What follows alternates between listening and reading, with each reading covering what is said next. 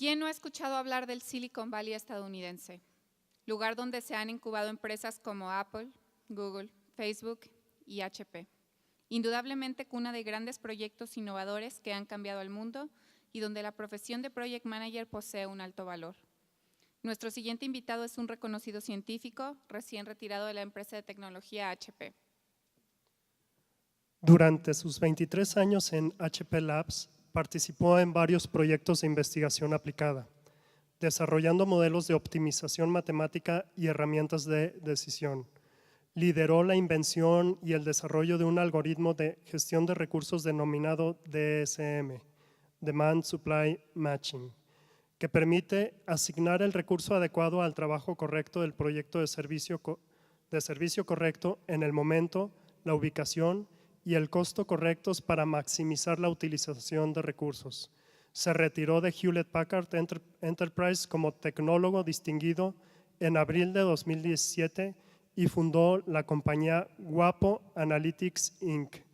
para ayudar a las organizaciones a descubrir y diseñar, construir y desplegar soluciones de análisis de operaciones. Tiene más de 30 solicitudes de patentes presentadas y 17 otorgadas. Demos la bienvenida a Cipriano Santos con la conferencia Optimización de portafolio de proyectos en una organización global de IT.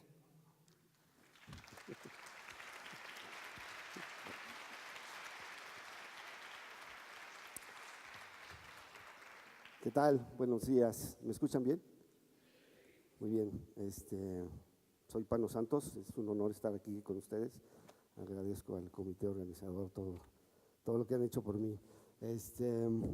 Como dijo la persona que me presentó, voy a salir de HP el año pasado, fundé mi empresa, pero ahora trabajo para esta compañía Gurobi Optimization, donde hacemos los algoritmos que yo usaba en HP para hacer modelos matemáticos.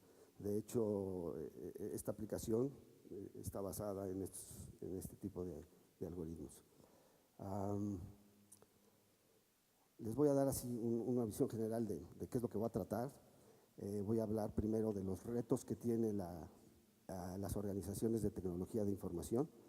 Después voy a presentarles cuál es el problema que atacamos en HP.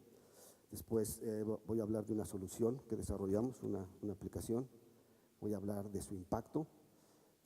Después voy a hablar de algo que es bien importante, que le llamamos la analítica de operaciones.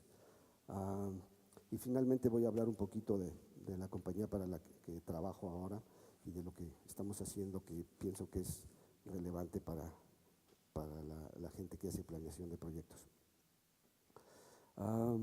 ¿Cuáles son los retos que presentaba la organización de Global IT en HP? Teníamos severos problemas de asignación de recursos. Teníamos un fuerte desbalance entre la fuerza de trabajo regular y la fuerza de trabajo contingente. De hecho, teníamos más gente que era contingente que regular y salía mucho más caro mantener la fuerza de trabajo así. Otro problema que teníamos era una muy baja utilización del hardware y toda la infraestructura de computación. Y otro problema que teníamos es que había una inversión muy grande en licencias de software y no sabíamos bien cómo estábamos utilizando las licencias, ¿no?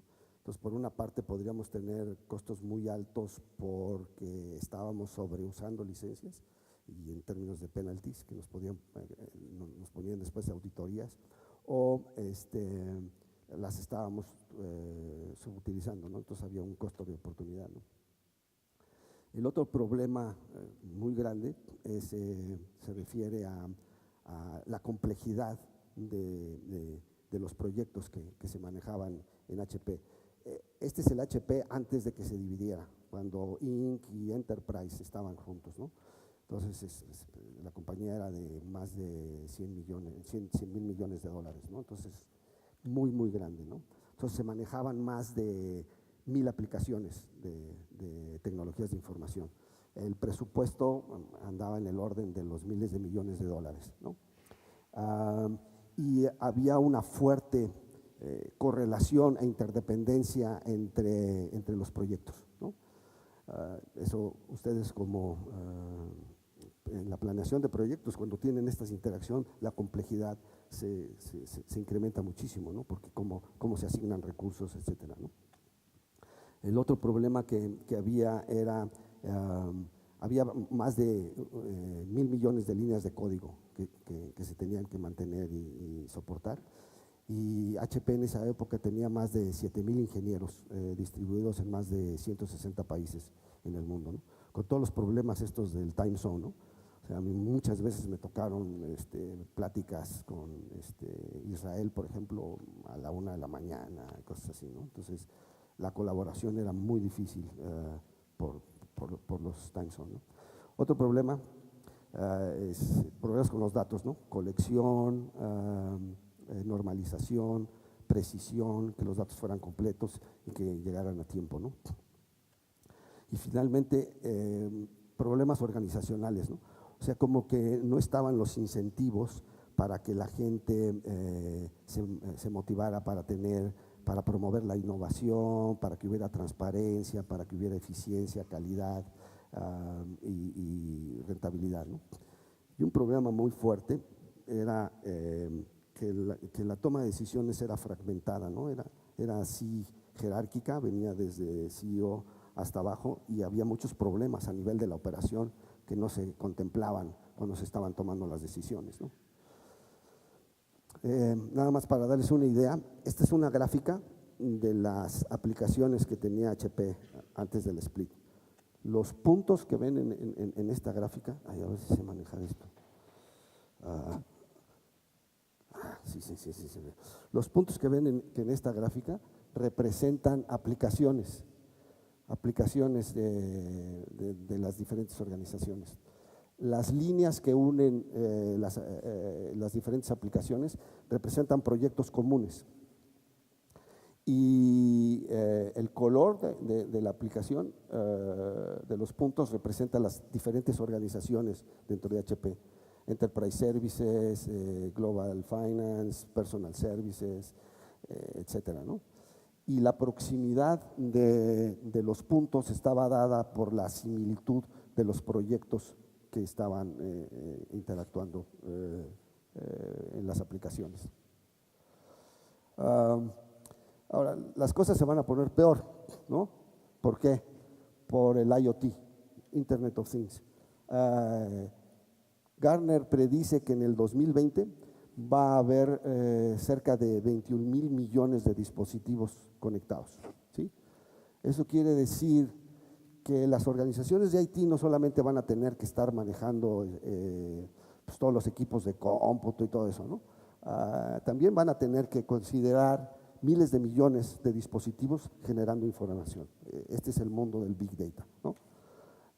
Es lo que le llaman el Trillion Node Network, ¿no?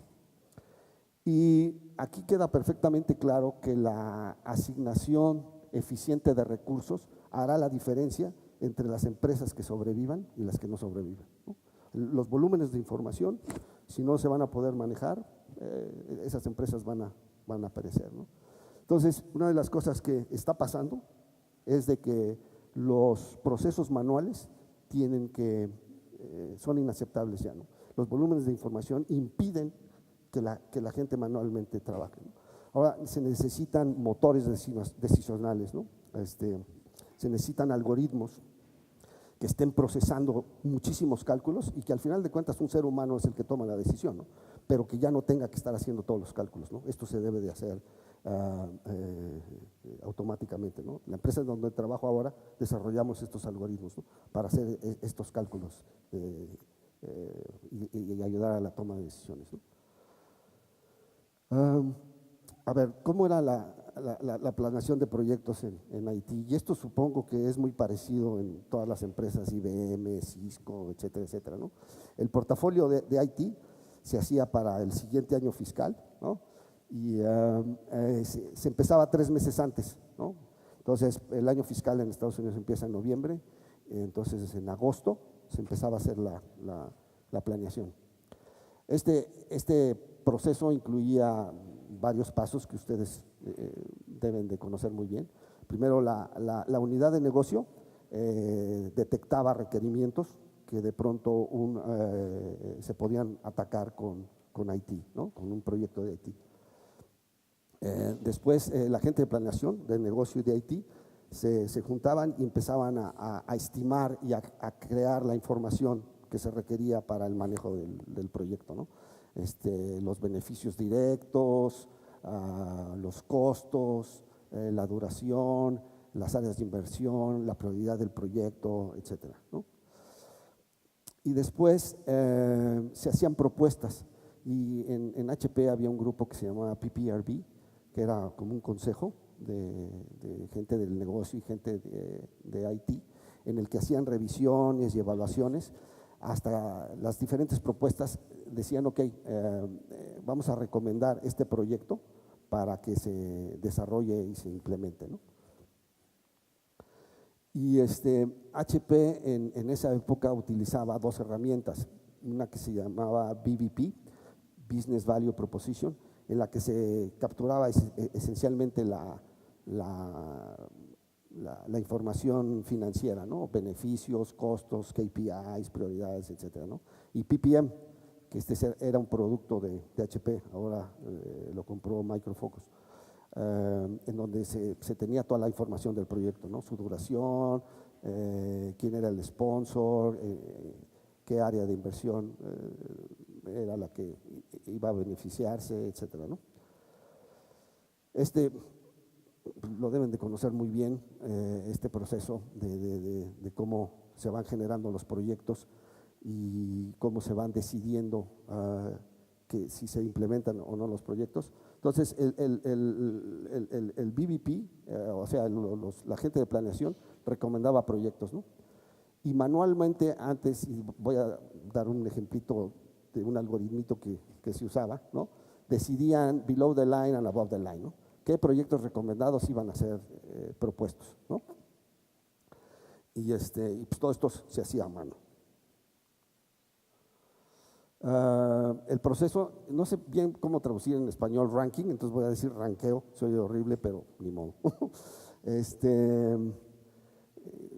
En matemáticas el algoritmo le llamamos un algoritmo glotón, en el que se ranqueaban los proyectos, o sea, se veía cuál era la prioridad que tenía cada proyecto y la prioridad la podía dar, este es el que me gusta y punto, o era porque daba mucho beneficio, etcétera. Entonces, de alguna manera se hacía este ranqueo y entonces, ya que estaban ranqueados los proyectos, el proyecto de mayor rango o de mayor prioridad se seleccionaba, ¿no? Entonces, se consumían todos los requerimientos que tenía ese proyecto en términos de costo, gente y todo eso, dentro de la disponibilidad de los recursos, ¿no? Y luego se checaba si ese proyecto, si al hacer ese proyecto no se violaba alguna regla o alguna cosa, ¿no? Y luego se checaba si ya se habían deplete, como se dice en español, se habían acabado todos los recursos, entonces pues ya se acababa el proceso, ¿no? Si todavía había recursos, se elegía el siguiente proyecto de mayor rango, ¿no? Y se continuaba en el proceso hasta que llegaba un momento en el que o se acababa la lista de todos los proyectos, eso quiere decir que había recursos para hacerlo, o se acababa un recurso crítico y entonces pues ya no podemos hacer más, ¿no? Esto en matemáticas se llama un algoritmo glotón, ¿no? Que es muy fácil de implementar, pero tiene muchos problemas. Después de que el proyecto, o sea, ya el portafolio se determinaba, la gente de planeación, o sea, ya se tenían todos los proyectos seleccionados, entonces se programaban, se decía cuándo cada proyecto se podía hacer, ¿no? Más o menos con un Gantt chart o algo así, veían cuántos recursos se iban consumiendo de una manera muy general y se iban programando los proyectos, ¿no? Todo esto manual, ¿no? Entonces llevaba mucho tiempo. Entonces, pues esto, y finalmente, ya que se tenía la selección y la programación de los proyectos, el CEO y el Executive Council decía, ok, sí, este portafolio, ¿no? Pero como sabrán, los CEOs y el C-Level Council tienen sus propias agendas, ¿no? Y el gritadero y no, que este proyecto tiene que ser y que yo soy el jefe y broncas, ¿no? Entonces, pues nada más se podía generar un portafolio al año, ¿sí? Y pues este proyecto era ineficiente porque pues era muy complejo manualmente considerar muchos detalles de la disponibilidad de gente, ¿no? O sea, no se podía distinguir entre diferentes roles y capacidades, era difícil, si había correlación entre proyectos, poderla considerar cuando se estaba haciendo la selección y cuando se estaba haciendo la programación, etcétera, ¿no? Entonces, pues el portafolio que quedaba, pues tenía ineficiencias y de pronto muchas veces ni siquiera era factible, ¿no?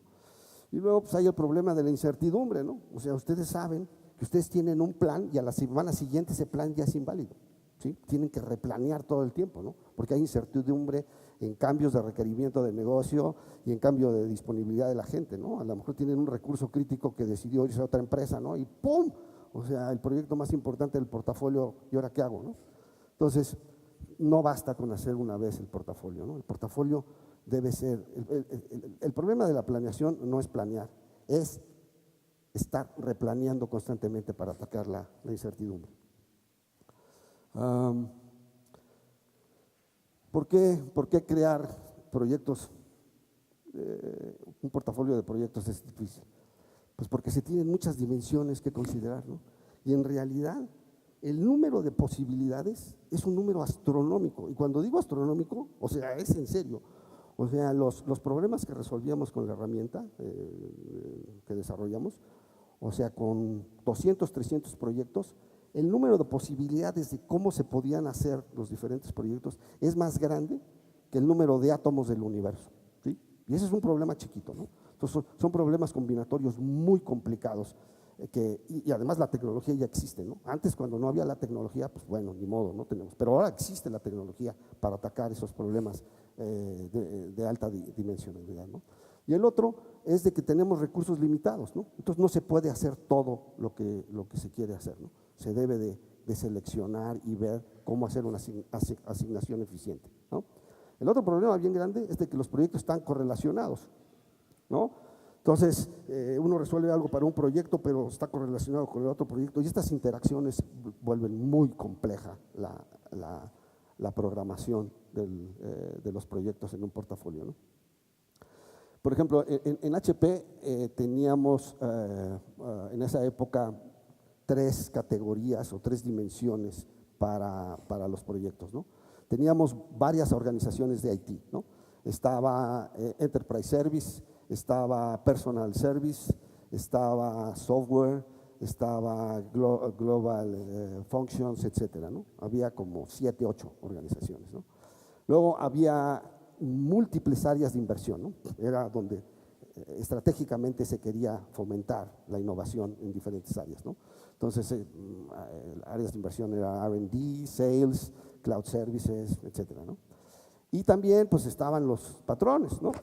Estaba el CEO, el CFO, los diferentes vicepresidentes y todo, ¿no? Y como hemos visto, tenían agendas personales, ¿no?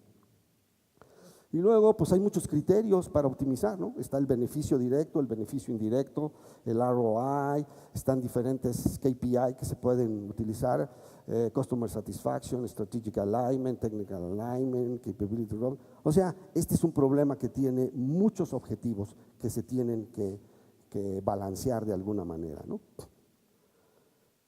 Y pues como dije, ¿no? O sea, había agendas entre los tomadores de decisiones. Entonces, era bien claro que había una necesidad de crear un mecanismo basado en datos, ¿no?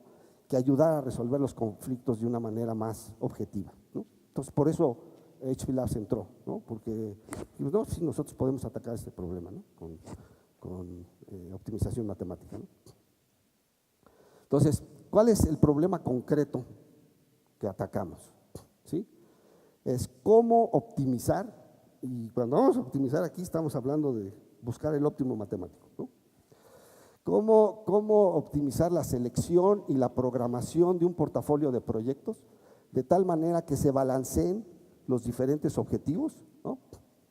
Y que se satisfagan restricciones de los recursos, ¿no?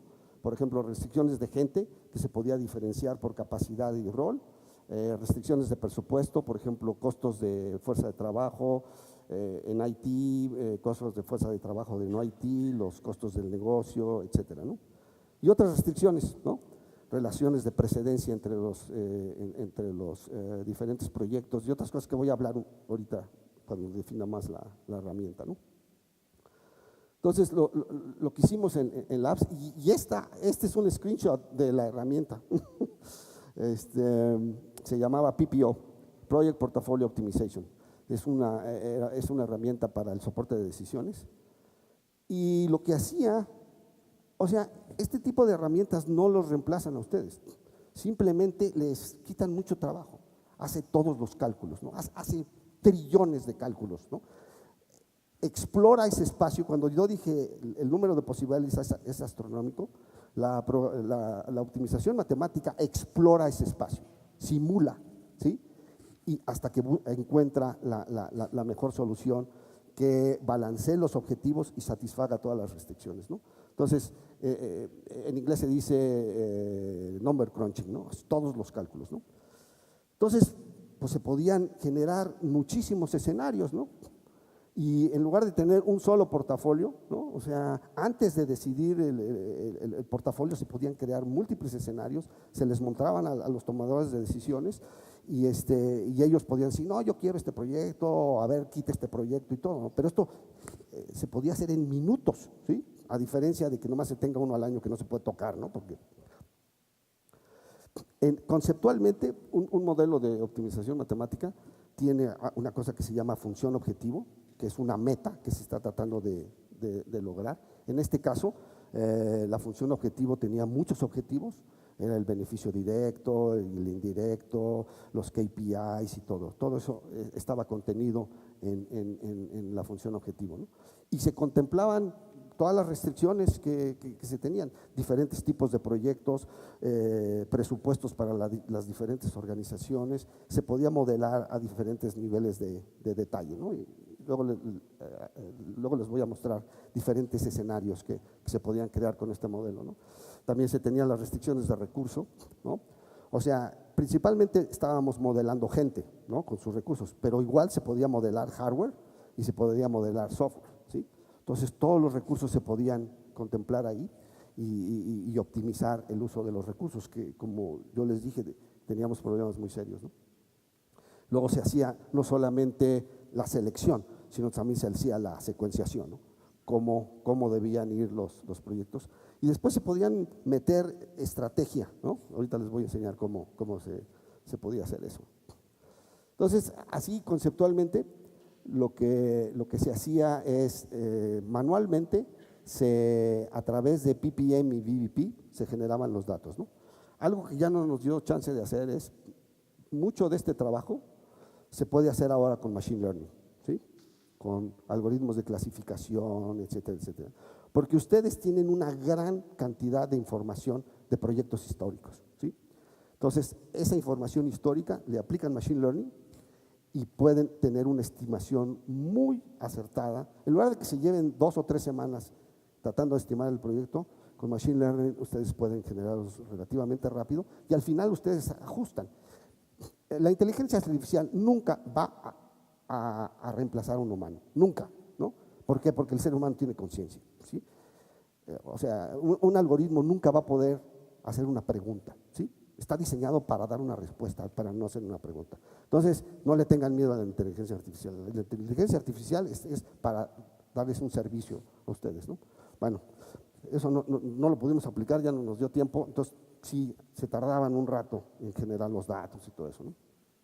Y entonces, este sistema, y de hecho, el sistema lo hicimos puros mexicanos, ¿no? Nosotros en HP Labs teníamos un grupo aquí en México de ingenieros, que yo sigo trabajando con ellos en Gurobi.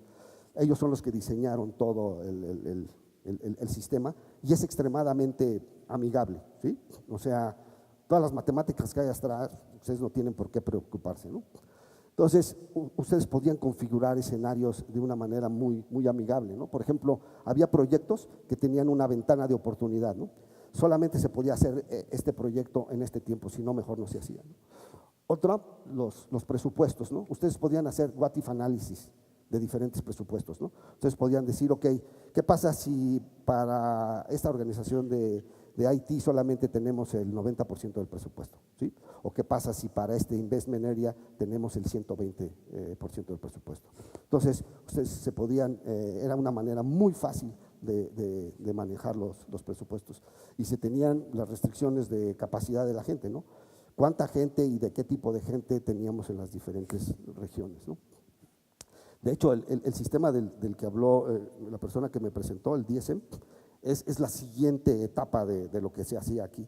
Este sistema hacía un pronóstico de los requerimientos de gente, y el DSM decía, para este proyecto y este trabajo, Pano Santos va a hacer este trabajo, ¿sí? Hacía el nivel de detalle, ¿no? Aquí es táctico y estratégico. Aquí estas son las restricciones estratégicas que ustedes podrían meter, ¿no?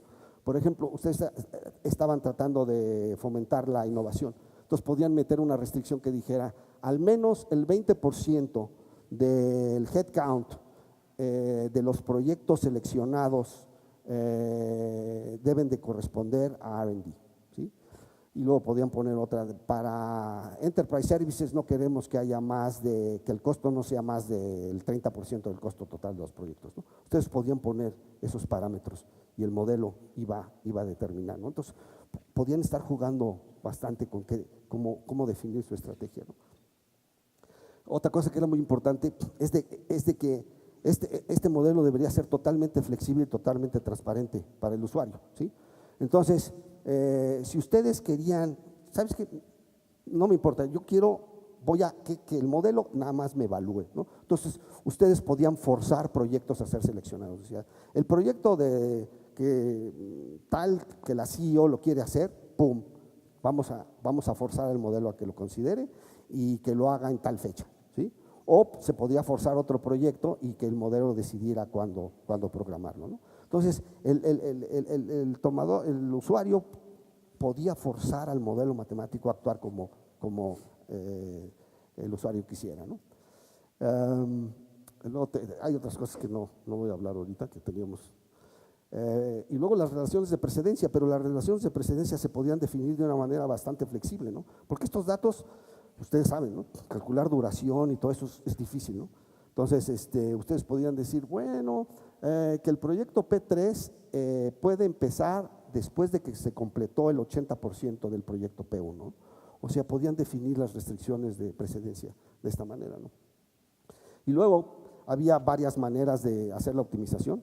Ustedes podían decir, bueno, a mí nomás me interesa un solo objetivo, ¿no? El revenue, ¿no? Entonces le ponían revenue y ya. O podían tener un promedio ponderado de los KPIs, ¿no?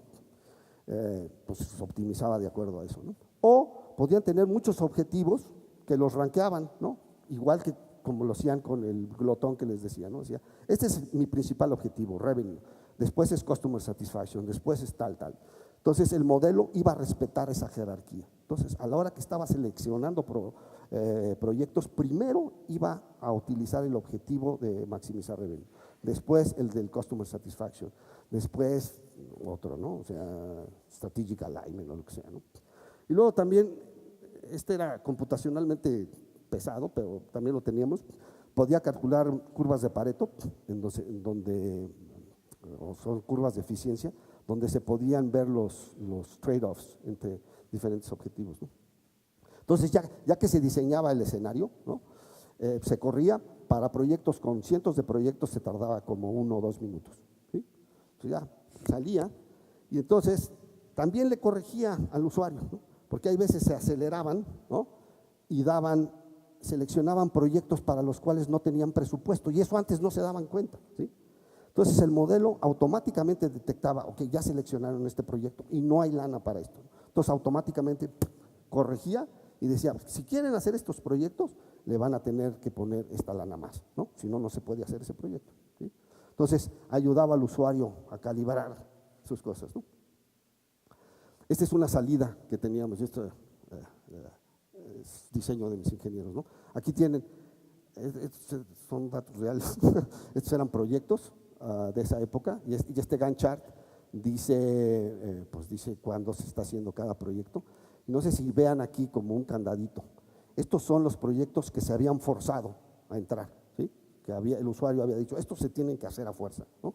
Y había razones válidas, ¿no? Por cuestiones de auditoría o cosas de esas, había que hacerlos, ¿no? Y estos que tienen un calendario eran los que el sistema había dicho, no, pues estos son los que hay que seleccionar, ¿no? Y aquí arriba, esta curva roja les dice cómo se van, cuáles son los costos, ¿sí? Y si se fijan, todos los costos, las barras estas, se tenían presupuestos trimestrales, ¿no? Entonces, al principio de cada trimestre llegaba un nuevo presupuesto, ¿no? Entonces, por eso la barra es más alta, ¿no? Y este es el costo, ¿no? Entonces, se consumía este costo y para el siguiente mes ya se tenía este presupuesto, ¿no? Y para el siguiente mes se tenía este presupuesto, ¿no? Si se fijan, esta rayita roja es porque el modelo detectó que habían puesto demasiados proyectos para seleccionarse, ¿no? Que se habían forzado, ¿no? Entonces, ajustaba y les decía, bueno, si quieren hacer estos proyectos van a necesitar meterle esta lana más, ¿no? Y otra cosa que también, esto no lo implementamos, pero lo podía hacer, ¿no? Esto lo hicimos en los labs, ¿no? Ustedes podían tener las fases clásicas de un proyecto, ¿no? La de planeación, la de desarrollo y la de implementación, ¿sí? Y entonces les construía aquí el Gantt chart, ¿no? Y aquí están cómo estaban los recursos disponibles. Esta era la disponibilidad de recursos, ¿no? El modelo matemático hace cosas que para un ser humano sería imposible detectarlo, ¿no?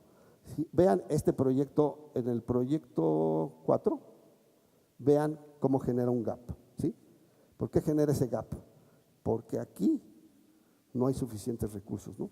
Entonces, se hace la parte de planeación, la gente que hay se está utilizando en otros proyectos y ya cuando hay gente suficiente se empieza la parte de implementación, ¿no?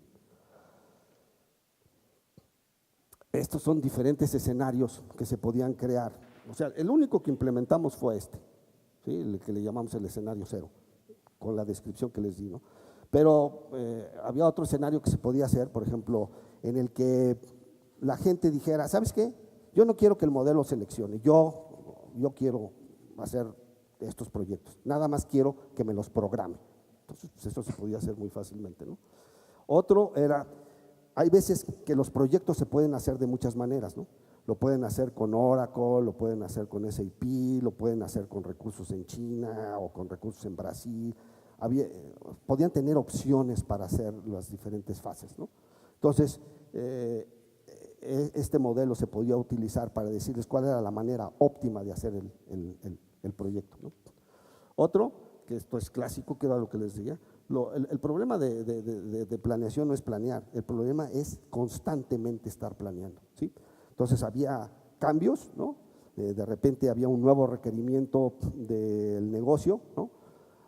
Había un big deal que se quería considerar, había recursos que ya no se tenían, que estaban impactando al portafolio, entonces había que correr otra vez el portafolio, pero en este caso ya no utilizábamos la función objetivo, no era maximizar el valor, porque podía crear mucho disturbance, como se dice, disturbios, ¿no? Entre la secuenciación. Entonces lo que se trataba era de, si había un cambio, tratar de minimizar el cambio respecto al portafolio original, ¿no? Me voy a saltar el 4 porque luego, este es muy estratégico, el top down, ¿no? En el que el CEO y los C-levels a lo mejor dicen, es que no sé cuánto presupuesto debo meter este año, ¿no? Generalmente, ¿cómo lo hacen? Pues es histórico, ¿no? Si el año pasado gastamos tanto, pues vamos a gastar igual, ¿no? No, aquí ustedes podían decir, a ver, este es nuestro presupuesto anual, $1,000 millones, ¿sí?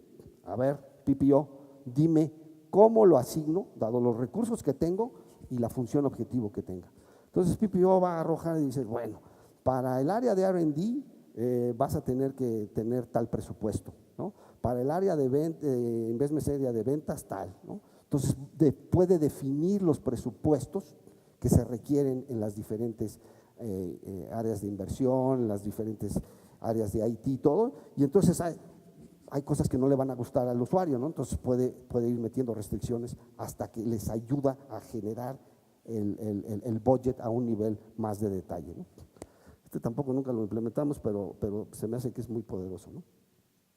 ¿Cuál fue el impacto? En el 2014, de hecho, se generaron docenas de escenarios, ¿no? Y el portafolio que al final de cuentas se generó, con el 24% de los costos, se generaba el 90% del beneficio total de todos los proyectos recomendados, ¿no? Y este portafolio estaba alineado con la estrategia, ¿no? Y además era ejecutable, o sea, era factible, había los recursos, había el presupuesto, etcétera, etcétera, ¿no? Luego comparamos los beneficios financieros con el método glotón, el manual que les hablé, ¿no? Y PPO era capaz de generar $100 millones más, ¿no? Bueno, ahora voy a cambiar un poquito de velocidad aquí y voy a hablar más general de algo que es muy importante ahora en el mundo del analytics, ¿no?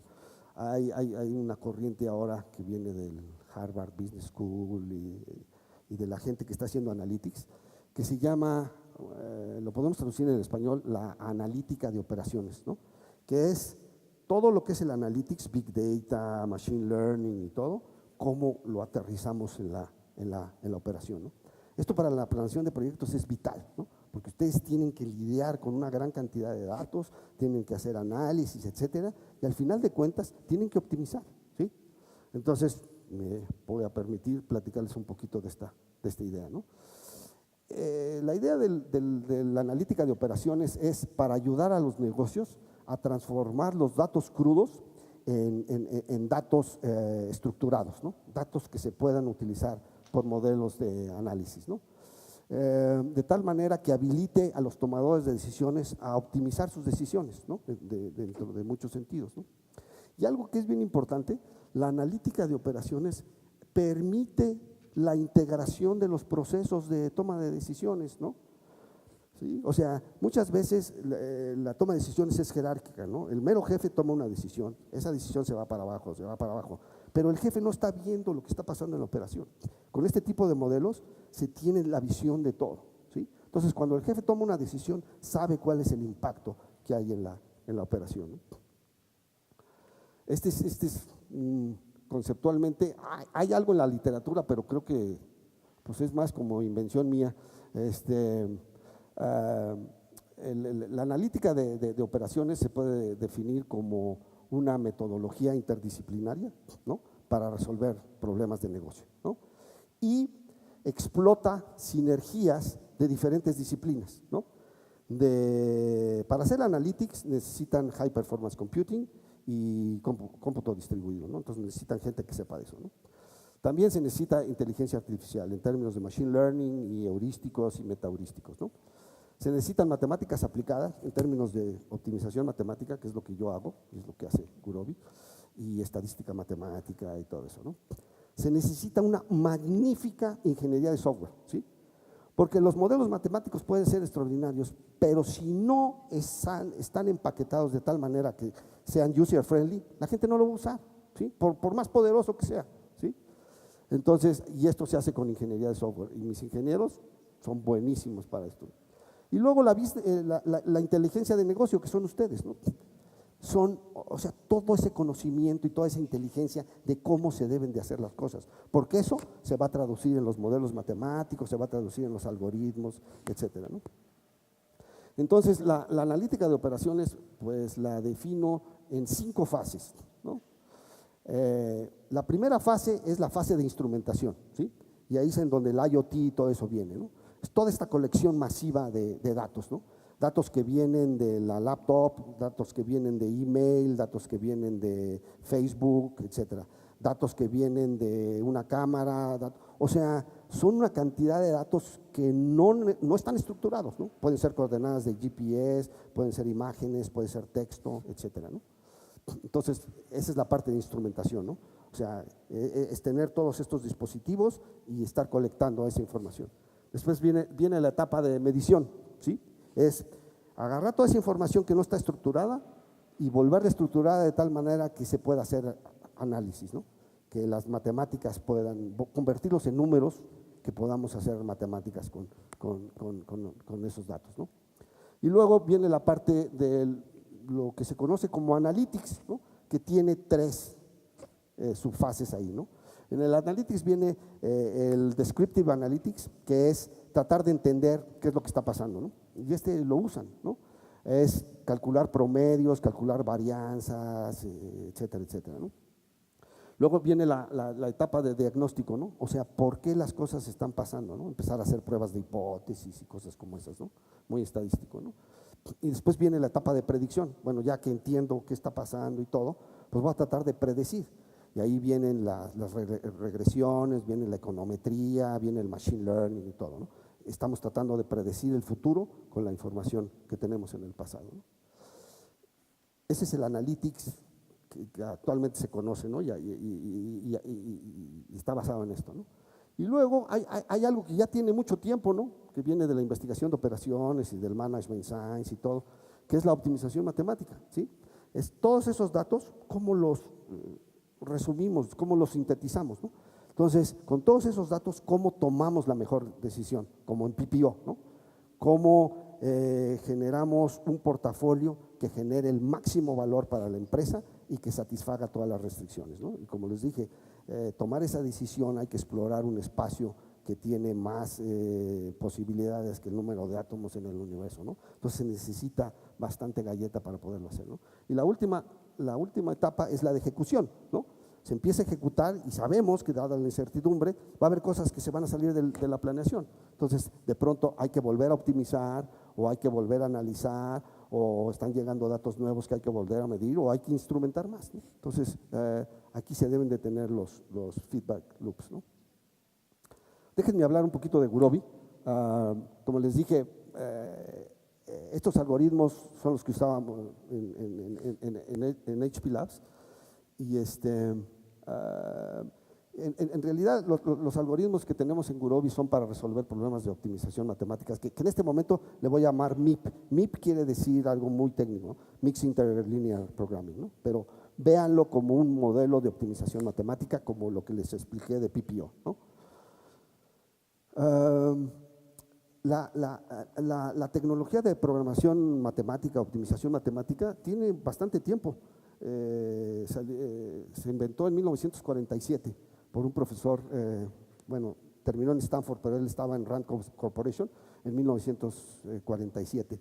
Él trabajaba para la Fuerza Aérea y él estaba tratando de optimizar el mantenimiento de los aviones de la Fuerza Aérea de Estados Unidos. De hecho, esto era top secret cuando se inventó, porque la Fuerza Aérea lo utilizaba para el mantenimiento de los motores de los aviones después de la Segunda Guerra Mundial, ¿no?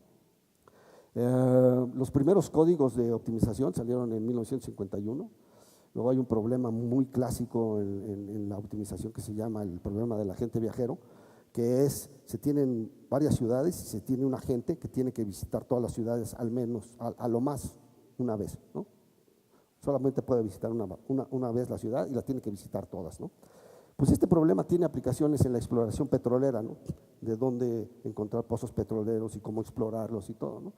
Entonces, en los 60 se utilizó en la industria del petróleo y ahorró muchísimo dinero, ¿no? Después, profesores de universidades y todo empezaron a desarrollar muchos modelos, ¿no? Y la gente se entusiasmó mucho. IBM sacó un código que se llamaba OSL, ¿no? Para utilizar los mainframes y pues ahora sí ya vamos a resolver los problemas del mundo con la optimización matemática, ¿no?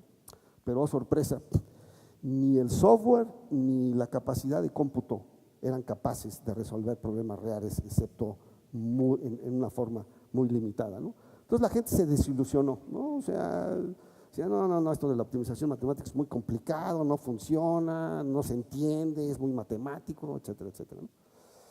Bixby es uno de los fundadores de esta compañía. De hecho, Gurobi es el apellido, es las dos letras del apellido de los fundadores. un chino que se llama Gu, un agente de computación de Stanford que se llama Rothberg y Bixby.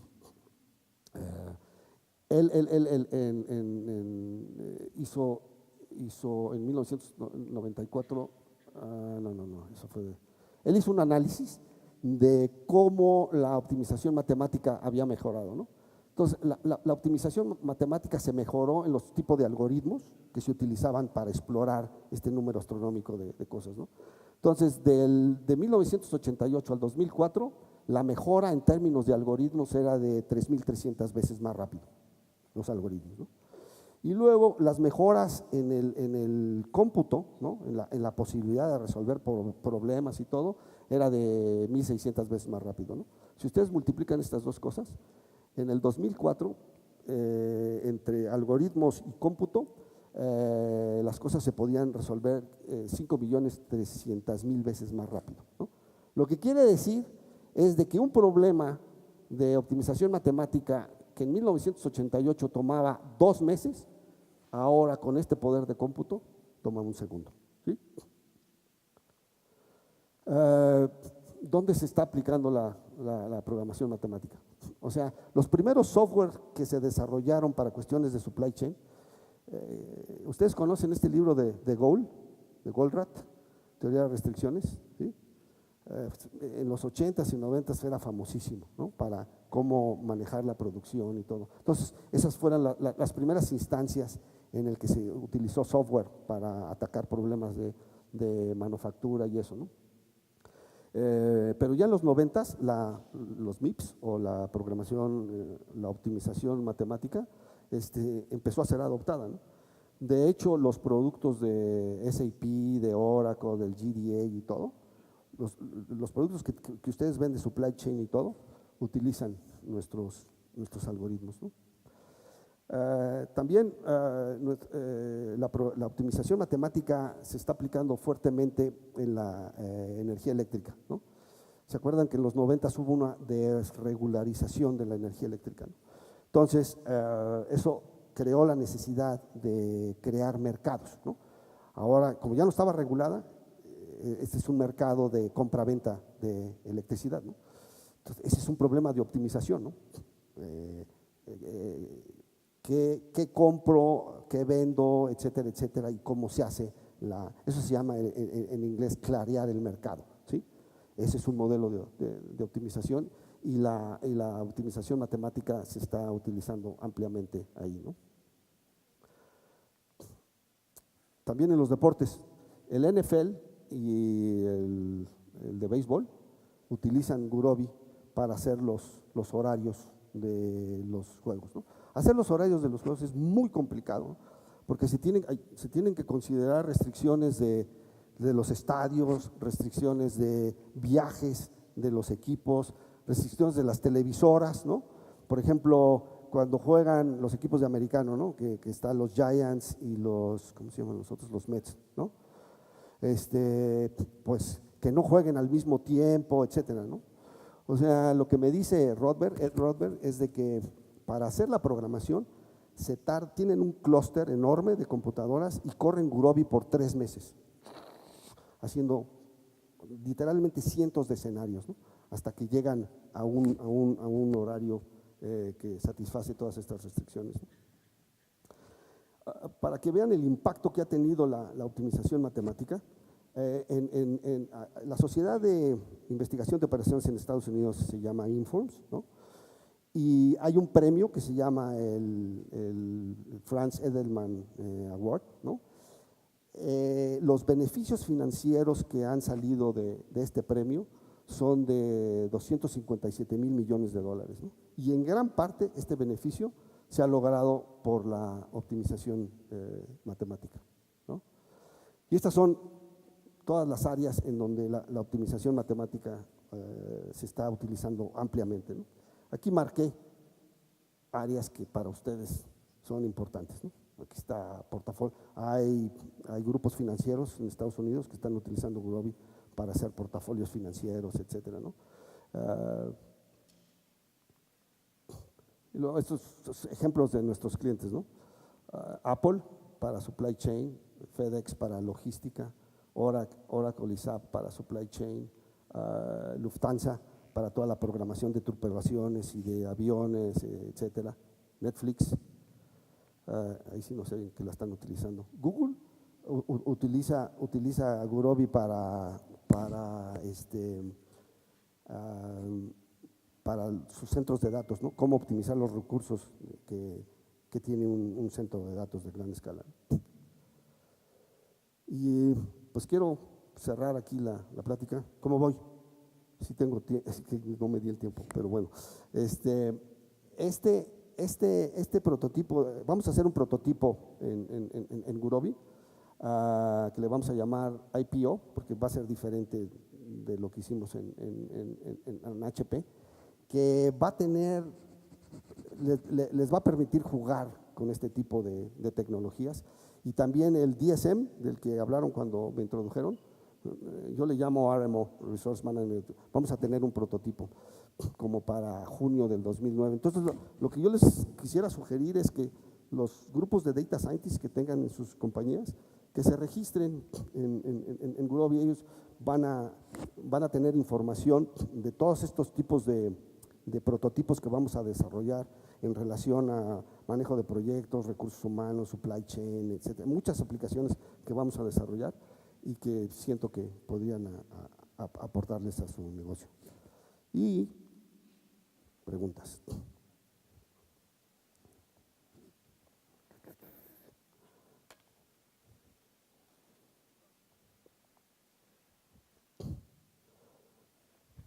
Sí, claro.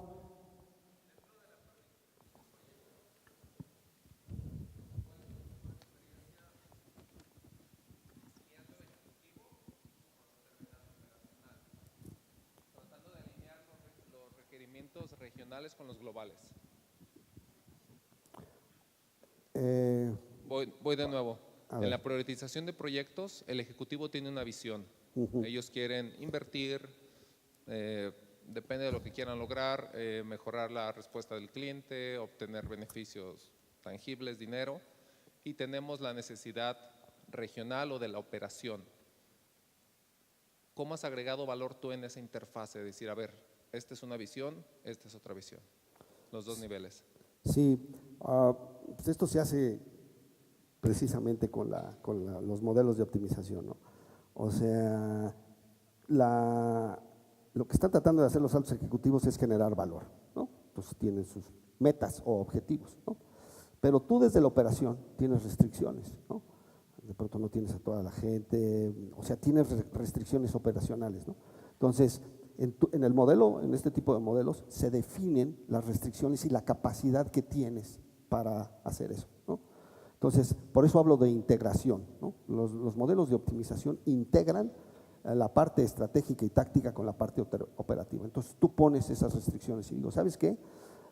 Solamente tengo gente de este tipo, los inventarios que tengo son de este tamaño, los proveedores tienen estas características y todo, ¿no? Entonces, lo pones en el modelo como datos, tienes tu función objetivo, que es lo que los ejecutivos quieren optimizar, y te da la respuesta, ¿no? Te dice cómo vas a ejecutar, ¿no? Qué es lo que vas a producir, cuáles van a ser tus proveedores y todo, ¿no? Entonces, va a satisfacer las restricciones que tú pusiste y el manager, el alto ejecutivo dice, oye, ¿por qué no se está satisfaciendo esto más? Porque, a ver, vamos a tratar, como les dije, ¿no? Vamos a forzar lo que tú dices, ¿no? A ver qué pasa, ¿no?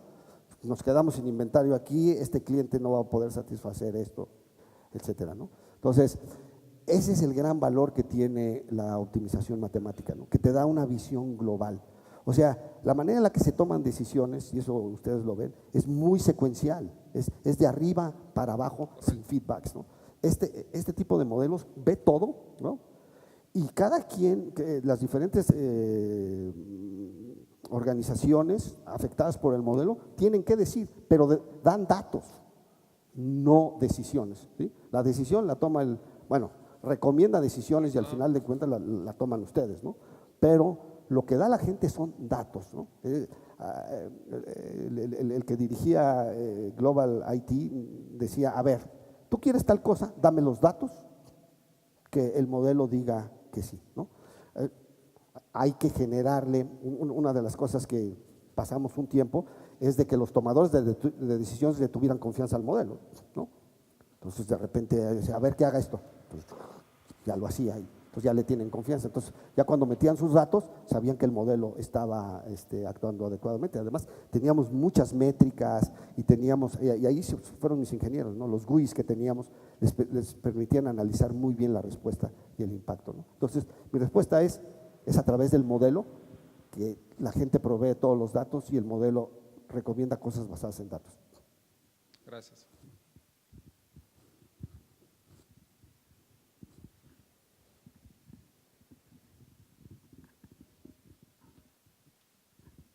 Muchas gracias, muy interesante. Tengo una pregunta, ¿el PPO que mencionaste en HP dio los resultados que ustedes esperaban, que esperaban? ¿En qué resultó y en dónde quedó y hacia dónde evolucionó? Pues, ¿qué crees que pasó? Esto fue en el 2014, agosto del 2014, cuando MEG anunció el split, en octubre del 2014. Entonces, pues no se implementó. Llegaron los de Deloitte y dijeron, no, nosotros manejamos el split. Entonces llegamos nosotros, ay, pues aquí tenemos este modelo, ay, gracias. ¿Y después de eso no hubo más clientes potenciales? ¿No buscaron? ¿O es en lo que evolucionó que nos comentas que será el release en junio del 19? Eso es en la compañía donde trabajo ahora. Parte de mi trabajo es desarrollar aplicaciones, ¿no?, para interesar a la gente de negocio a utilizar la optimización, ¿no? Entonces, pues de hecho, estos ejemplos, estos prototipos van a estar disponibles para cualquier gente, ¿no? Pero pues van a ser un prototipo, ¿no? No van a tener toda la escala que requiere para el negocio, ¿no? Pero si, por ejemplo, en algún momento dado ustedes dicen, oye, ¿sabes qué? Esto me resuelve mis problemas, ¿no? Entonces nosotros tenemos partners, ¿no? Tenemos partners muy fuertes, ¿no?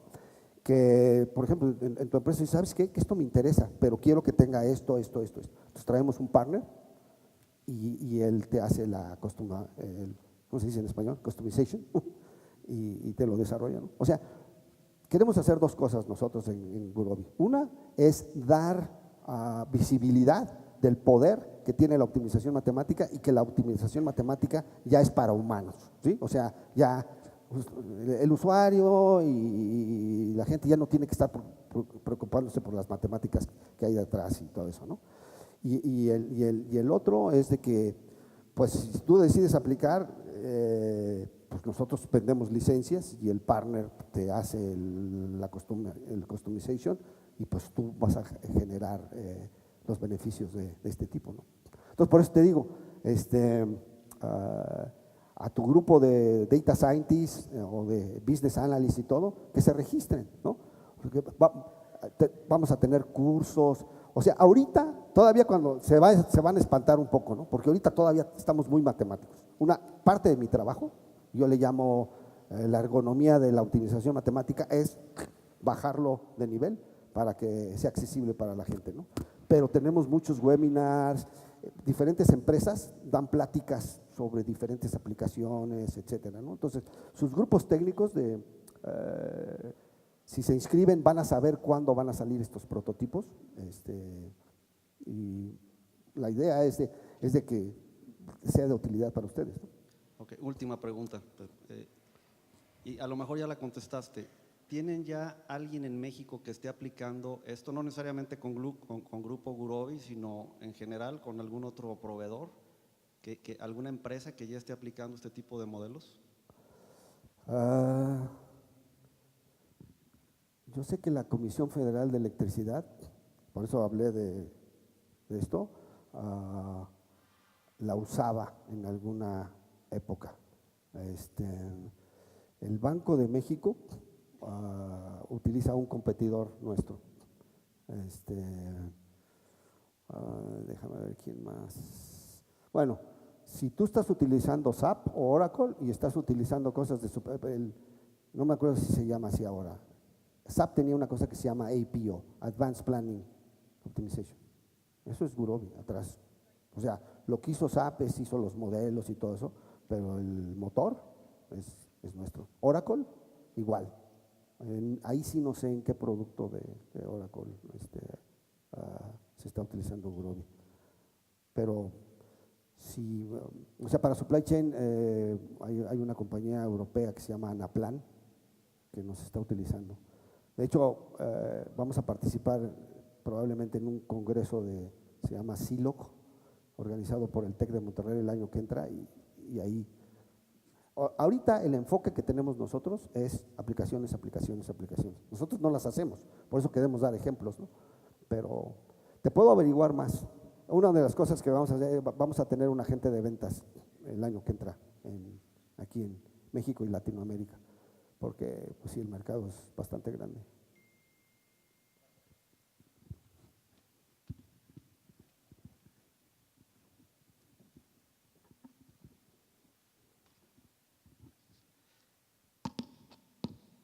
Buenos días, doctor Cipriano. Mi nombre es Mario Vallejo. Muchas gracias. Pertenezco Dime al equipo Pano. de IBM. Dime Pano. Ok. Mi pregunta, me pareció muy interesante la explicación de su modelo y mi pregunta es la siguiente: ¿cómo logró usted definir una función objetivo única utilizable en su modelo cuando, desde mi punto de vista, hay objetivos de naturalezas tan distintas como el costo, el headcount, el customer satisfaction? Inclusive, ¿cómo puede uno siquiera, ¿no?, cuantificar y parametrizar cosas como el customer satisfaction? Esa es mi pregunta. Sí, bueno, eso no lo hacíamos nosotros. Nosotros recibíamos datos de BVP. ¿Te acuerdas que hablé de un sistema que se llama Business Value Proposition? Ellos eran los que estimaban todos estos parámetros, los costos, los KPIs, ¿no?, el impacto que iba a tener en el Customer Satisfaction. Y para serte franco, era así, ¿eh? O sea, a ver, aquí, pues yo creo que pues medio, como 60% de impacto en sí, ¿no? Por eso, la siguiente etapa de esto, si hubiéramos seguido, era meter Machine Learning, ¿no? Entonces, a ver, ¿qué es lo que se planeó? Se ejecuta, se hacen encuestas, se ve con el cliente y todo eso, porque eso es lo que hace el Machine Learning, ¿sí? O sea, tú dijiste algo y ¿qué pasó? Tú dijiste algo y ¿qué pasó?, ¿no? Entonces, en HP teníamos una cantidad de información sobre proyectos tremenda, ustedes también la tienen en IBM. Entonces, para hacer todos esos cálculos, el Machine Learning es lo importante. Y luego para configurar los objetivos que quisieras optimizar y todo, por eso teníamos varias opciones, ¿sí? Entonces, tú le proveías los datos al modelo y tú decías, ¿sabes qué? Ahora quiero utilizar este objetivo que yo tengo. Entonces, nada más, y los datos están aquí. Entonces, tú nomás decías en dónde estaban los datos y cuáles eran, y el modelo los consideraba. Entonces, podías calcular promedios ponderados de diferentes objetivos, podías hacerlo jerárquico, así como te dije, ¿no? Este es el más importante, después este, después este, después este, y el modelo lo consideraba, ¿no? En el diagrama que les presenté, la optimización viene después de los datos, ¿sí? O sea, nosotros no hacíamos nada del analytics, ¿no? El analytics se hacía a mano, ¿no? Y con todas las deficiencias que eso tiene, ¿no? Pero el modelo, si tú le dabas los datos, los podía hacer. Y por eso también teníamos ese poder del what if analysis, ¿no? Pues muchas veces los datos, o sea, tú decías, bueno, es que, ¿qué tal si no, la duración no es esta, ¿no? ¿Qué tal si es 10% más? Y todo eso lo permitía el modelo, ¿no? Entonces tú podías crear escenarios donde tuvieras mucha incertidumbre sobre tus datos, y entonces te dabas cuenta qué hacer con eso.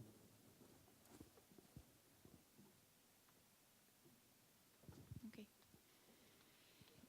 Muchísimas gracias, Pano, por compartir tu experiencia y dejar de relieve la importancia de la optimización del portafolio de proyectos en las organizaciones. Por ello, y como muestra de gratitud a nombre del comité organizador y en manos de Gina Espinosa, voluntaria del capítulo PMI Jalisco, te hacemos entrega de un reconocimiento y un regalo de nuestro patrocinador. Ah, qué suave. No, hombre. Como el Oscar. No, pues muchas gracias.